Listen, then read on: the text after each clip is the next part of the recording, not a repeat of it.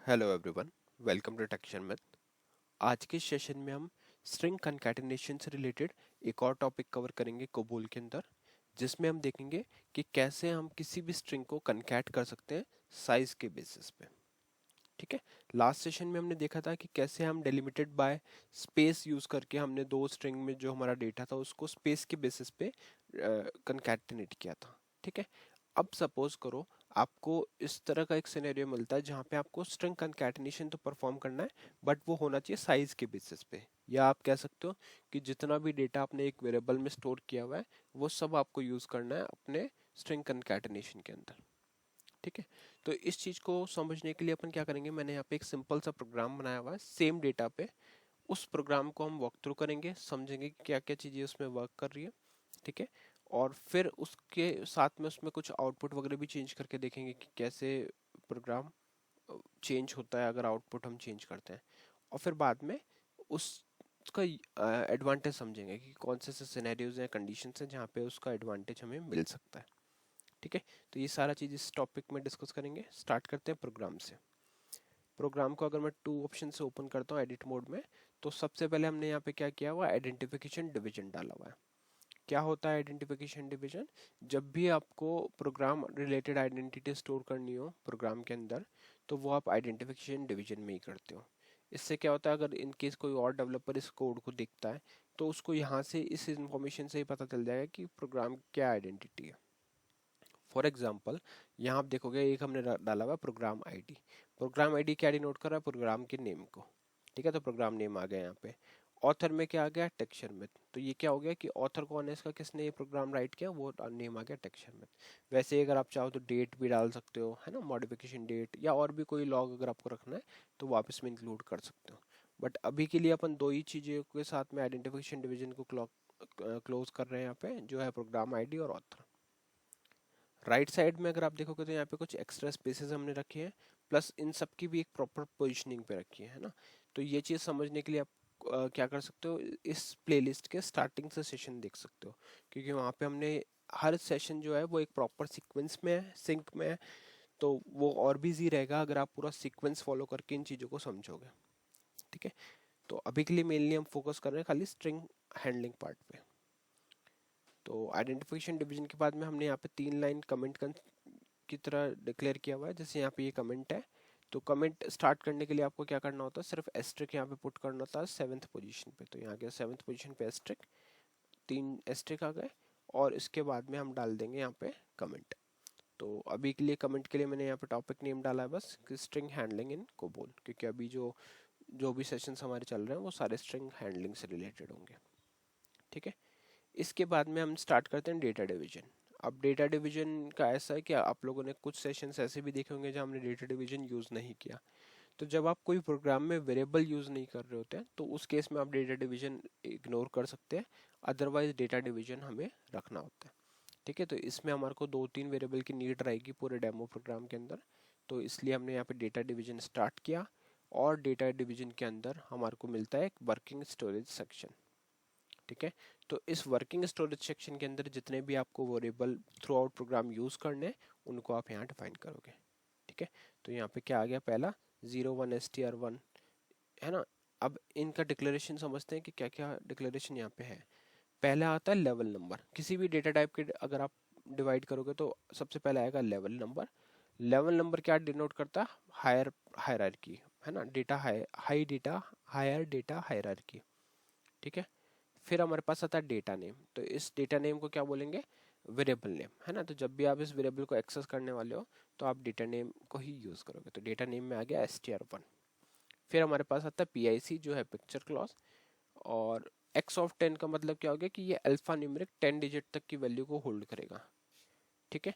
फिर उसके बाद में हमारे पास आता है वैल्यू क्लॉज। तो अगर आपको प्रोग्राम के अंदर कोई वैल्यू असाइन करनी है तो आप यूज करोगे वैल्यू क्लॉज, अदरवाइज आप इस पोर्शन को स्किप कर सकते हो। बट इस पर्टिकुलर एग्जांपल में हमें वैल्यूज स्टोर करनी है, तो इसलिए हमने यहाँ पे वैल्यू क्लॉज की हेल्प से इसमें एक डेटा स्टोर कर दिया, टेक। ठीक है। तो लाइन नंबर 12 जो है वो क्या कर रहा है, वो एक वेरिएबल डिक्लेयर कर रहा है str1 नेम से। और इस str1 नेम के अंदर हम 10 डिजिट की अल्फा न्यूमेरिक वैल्यू को स्टोर कर सकते हैं। और अभी इसमें जो वैल्यू इनिशियलाइज्ड है वो है टेक। सिमिलरली अगर लाइन नंबर 13 हम देखें तो यहाँ पे हमने दूसरा वेरिएबल डिक्लेयर किया है। प्रोसेस सेम रहेगा, यहाँ पे भी वैसे ही सब चीज़ें सेट हैं। जैसे अगर आप देखोगे 01 है, वो क्या है, ये डिनोट कर रहा है लेवल नंबर। ठीक है, तो लेवल नंबर क्या आ गया हमारे पास 01, हायर डेटा हायरार्की लेवल। फिर हमारे पास आता है str2। str2 क्या हो गया, डेटा नेम। तो जब भी आपको इस वेरिएबल को थ्रू आउट द प्रोग्राम कहीं यूज करना है तो आप यूज क्या करोगे, str2 वेरिएबल का नेम यूज करोगे, है ना। तो str2 वेरिएबल से ही आपको ये वैल्यू एक्सेस हो जाएगी। फिर हमारे पास आता है PIC जो डिनोट करता है पिक्चर क्लॉज को, x ऑफ 10 जो डिनोट करता है अल्फा न्यूमेरिक वैल्यू को। और इसके बाद में हमने यहाँ पे वैल्यू क्लॉज लिया है और उस वैल्यू क्लॉज के अंदर हमने वैल्यू स्टोर करी है हमारी जो वैल्यू है वो है शर्मित।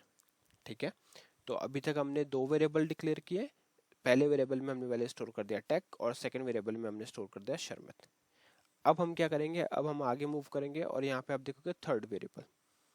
थर्ड वेरिएबल किस नीड क्या है, देखो हमें पता है कि हम इस प्रोग्राम में भी कॉन्कैटिनेशन कर रहे हैं, है ना। तो कॉन्कैटिनेशन करने के लिए हमारे पास दो वेरिएबल हैं, दोनों का जो आउटपुट आएगा कॉन्कैटिनेट होके उसको हम करेंगे किसी थर्ड वेरिएबल में स्टोर, है ना। तो स्टोर करने के लिए हमारे को एक वेरिएबल की नीड थी, तो वो यहाँ पे हमने डिक्लेयर किया रिजल्ट नेम से। ठीक है, लाइन नंबर 14 पे आप रिजल्ट नेम से एक वेरिएबल बना रहे हो तो आपको लिखना पड़ेगा 01 रिजल्ट PIC। तो रिजल्ट क्या हो गया, डेटा नेम, PIC क्या हो गया, पिक्चर क्लॉज, और x ऑफ 20 क्या हो गया हमारा अल्फा न्यूमेरिक 20। ठीक है, तो इस वेरिएबल में वैल्यू क्या स्टोर हो गई, ये क्या हो गया लाइन नंबर 14 पे हमारे पास, लाइन नंबर 14 पे आ गया कि जो रिजल्ट वेरिएबल है हमारा उसमें आप 20 अल्फा न्यूमेरिक तक वैल्यू होल्ड कर सकते हो। तो ये हो गया हमारा थर्ड वेरिएबल। अब आगे मूव करते हैं। आगे मूव अगर आप करोगे तो क्या दिखेगा, प्रोसीजर डिवीजन। प्रोसीजर डिवीजन क्या होता है, इस डिवीजन के अंदर जो भी वैल्यू आप या मेन लॉजिक जो भी है आपके पूरे प्रोग्राम का वो यहाँ पे ही स्टोर होता है प्रोसीजर डिवीजन के अंदर। ठीक है, तो देखते हैं मेन लॉजिक में हमने क्या लिखा लाइन नंबर 18 पे। सेम मेथड है स्ट्रिंग कॉन्कैटिनेशन का, बट इस टाइम हम यूज कर रहे हैं साइज। उसको समझना इंपॉर्टेंट है, इसलिए ये सेपरेट टॉपिक में हम डिस्कस कर रहे हैं।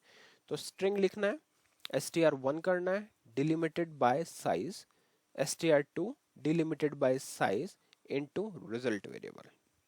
तो ये क्या करेगा, आपका जो स्ट्रिंग 1 का वेरिएबल है उसको साइज के बेसिस पे डिलिमिट करेगा। इसका मतलब क्या हो गया कि अगर हमारा फर्स्ट जो वेरिएबल है उसमें वैल्यू हमने 10 कैरेक्टर से स्टोर करे हुए हैं तो उन 10 साइज से ही ये इसको ब्रेक डाउन करेगा। ठीक है, उसी तरह से str2 जो है हमारा वो भी डिलिमिट होगा साइज के बेसिस पे।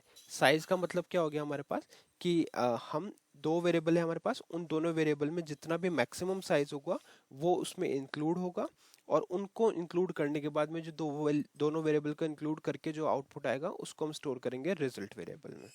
ठीक है, तो str1 साइज से डिलिमिट होगा, str2 साइज 2 से डिलिमिट होगा, साइज से दोनों वेरिएबल साइज से डिलिमिट हो जाएंगे, और वो जो आउटपुट आएगा वो स्टोर हो जाएगा रिजल्ट वेरिएबल में।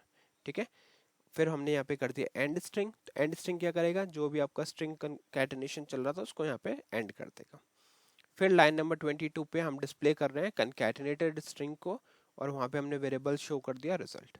ठीक है, तो ये क्या करेगा, ये जस्ट आउटपुट शो कर देगा, दोनों वेरिएबल में जो भी डेटा है हमारा उसको कंकैटिनेट करेगा और उस कंकैटिनेटेड आउटपुट को स्टोर करेगा रिजल्ट वेरिएबल में। ठीक है, बाद में हमने यहाँ पे स्टॉप रन यूज किया हुआ है। स्टॉप रन क्या करता है, प्रोग्राम को टर्मिनेट करता है। ठीक है, तो अब यहाँ से अगर अपन इसको फाइल करके सिंपली कंपाइल करेंगे 14 ऑप्शन लेके, मेरा प्रोग्राम में ऑलरेडी कंपाइल्ड है तो मैं इसको अभी कंपाइल नहीं करूँगा, डायरेक्टली हम F12 करके यहाँ से इसको कॉल करेंगे, है ना। तो जैसे ही आप इसको कॉल करोगे तो आपको आउटपुट क्या दिख रहा है, टेक 4 कैरेक्टर्स हमारा टेक में इंक्लूड हुआ था तो 4 हो गया, उसके बाद में जितने भी 6 कैरेक्टर ब्लैंक रह गए थे वो यहाँ पे इसमें इसने कंसिडर कर लिए। उसी तरह से सेकंड वेरिएबल में शर्मित और जितने भी एक्स्ट्रा स्पेस थे वो कंसिडर हो गए। तो टोटल जो भी वैल्यू हमारे दोनों वेरिएबल में स्टोर थी उन दोनों वैल्यू को ये लेके आता है। ठीक है, जैसे 10 कैरेक्टर्स है यहाँ पे अपन ने 4 ही कंज्यूम किया तो 6 स्पेसेस हो गए। तो पहली स्ट्रिंग में क्या हो गया, TECH और 6 टाइम स्पेस। सेकेंड वेरिएबल में क्या हो गया, SHARMIT, तो ये कितने कैरेक्टर्स हो गए, 1 2 3 4 5 6 7, 7 कैरेक्टर प्लस 3 स्पेसेस। तो ओवरऑल जो आपका आउटपुट आया वो मैं यहाँ पे आपको लिख के दिखाता हूँ जिससे और क्लैरिटी से समझ में आएगा। देखो पहले यहाँ पे आएगा TECH 4 कैरेक्टर्स, फिर 1 2 3 4 5 6, ठीक है, 6 हो गया, फिर आएगा SHARMIT, फिर 1 2 3। तो इस तरह का आउटपुट आपका जो है वो स्टोर हो रहा है रिजल्ट वेरिएबल में। डिस्प्ले स्क्रीन पे बाद वाले स्पेसेस नहीं दिख रहे हैं, बट वो एक्चुअल में ऐसे वैल्यू को स्टोर करता है। ठीक है, तो ये पूरा प्रोसेस रहता है स्ट्रिंग को कंकैटिनेट करने का, किसके बेसिस पे, साइज के बेसिस पे। आई होप ये आपको पूरा क्लियर हुआ होगा। लास्ट सेशन में हमने देखा था कि कैसे डिलिमिट करते हैं स्पेस के बेसिस पे, और अब हमने डिस्कस किया कि कैसे डिलिमिटेड करा जाता है साइज के बेसिस पे। तो आज के लिए इतना ही था, नेक्स्ट सेशन में बाकी टॉपिक डिस्कस करेंगे। So thank you for watching texture.